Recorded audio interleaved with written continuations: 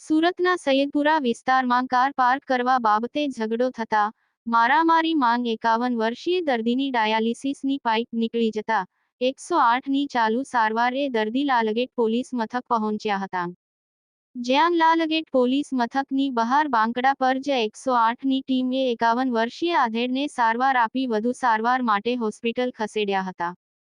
તો આ સમગ્ર મામલે ફરિયાદી દ્વારા લાલગેટ પોલીસ મથકમાં માથાભારે ઇસમો વિરુદ્ધ ફરિયાદ આપવામાં આવી હતી, પરંતુ બનાવના 17 કલાક બાદ પણ કોઈ કાર્યવાહી ના થતા આખરે ફરિયાદીએ ન્યાયની માંગ સાથે પોલીસ કમિશનર કચેરીના દરવાજા ખટખટાવ્યા હતા।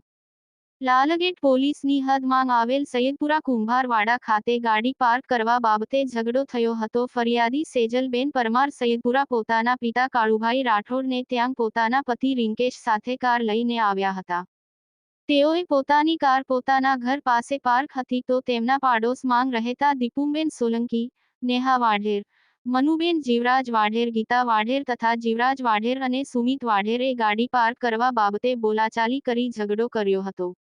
બાદ માંગ ફરિયાદીના 51 વર્ષીય પિતા કાળુભાઈ રાઠોડ, ફરિયાદીના ભાઈ, તેમના પતિ રિંકેશ તથા ફરિયાદી સેજલબેન સાથે મારામારી કરી ઈજાઓ પહોંચાડી હતી।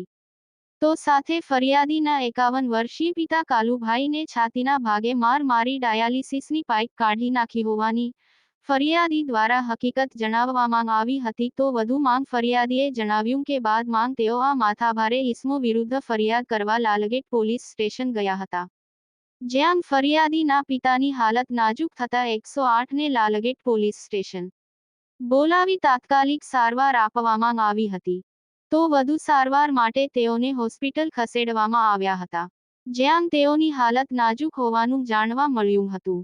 તો આ સમગ્ર મામલે ફરિયાદી દ્વારા ગત રાતે લાલગેટ પોલીસ મથકમાં ફરિયાદ આપી હોવા છતાં 20 કલાક બાદ પણ કોઈ કાર્યવાહી ના થતા આખરે ફરિયાદી તથા તેના પરિવાર દ્વારા સુરત પોલીસ કચેરી પહોંચી યોગ્ય ન્યાયની માંગણી કરવામાં આવી હતી। મારું નામ સેજલ પરમાર છે। હું અડાજણથી 5:30 વાગે મારા પપ્પાના ઘરે આવી હતી સૈયદપુરા માર્કેટ। ત્યાં અમારી 4 વ્હીલ સાઈડ પર પાર્ક કરી અને 4 વ્હીલ માંથી બધો માલ જે શનિવારનો રવિવારનો વેચવાનો એ મારા મમ્મીને આપવા આવેલી હતી। તો એ માલ અમે કાઢતા હતા ગાડીમાંથી, ત્યારે જીવરાજભાઈ વાઢેરની છોકરી દીપિકાબેન વાઢેર એ ત્યાંથી એક્ટિવા લઈને જતી હતી। તો મારા હસબન્ડને ડાયરેક્ટ એમ કીધું, એ લુખા અહીંયાથી ગાડી આગળ લે। તો મેં એમ કીધું કે દીપુબેન આટલી જગ્યા તો છે, અહીંયા સાઈડ પરથી ચાલ્યા જાવ ને, ખાલી એટલું જ બોલી। એવું તરત જ મારવાનું ચાલુ કરી દીધું। દીપુને નેહાએ થઈને મારા બંને વાળ ખેંચવા લાગ્યા અને મારા પપ્પા વચ્ચે છોડાવવા આવ્યા ને તો મારા પપ્પાને પણ મારવા લાગ્યા અને આ પાઇપ આખી ખેંચી નાખી। પછી મારો ભાઈ વચ્ચે પડ્યો કે ભાઈ મારી નહીં કરો, છોડો। તો મારા ભાઈને બી મારવા લાગ્યો ને પછી છેલ્લે સુમિત આવ્યો તો સુમિત મારા હસબન્ડને ધક્કો મારીને ફેંકી દીધો અને પછી ત્યાંથી મારી ચાલુ કરી દીધી। હવે આના માટે અમે લાલગેટ પોલીસ સ્ટેશન 2 કલાકથી બેઠેલા છે, હજુ કોઈ ત્યાં જાતું નથી એ લોકોને એરેસ્ટ કરવા કે મારા પપ્પાની હાલત આટલી ખરાબ છે, કોઈ ધ્યાનમાં લેતું નથી। એટલે આના માટે અમારે આગળ શું કરવું એ તમે અમને કહેજો। હા, એના ઘરે સીસીટીવી ફૂટેજ છે। અત્યારે અમારા ઘરે અમારા ભાડૂતને ખાલી કરાવ્યું કે આ ઘર મારું છે, ખાલી કર। અમારા ભાડૂતને ઘરેથી ભગાડી દીધા। હવે અમારે અહીંયાથી ઘરે કેવી રીતના જવું? પોલીસ વાળા જાતા નથી એટલે અમારે અહીંયાથી ઘરે કેવી રીતના જવું? હવે અને જાનથી મારવાની ધમકી આપી છે કે તમારા ઘરે રહેવા આવો એટલે તમને બધાને જાનથી મારી નાખશું। ના, કશું જ નહીં।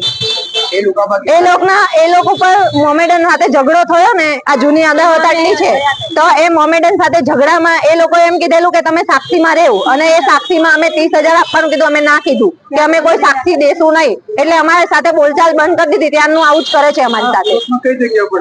સૈયદપુરા કુંભારવાડા, સૈયદપુરા માર્કેટ કુંભારવાડા।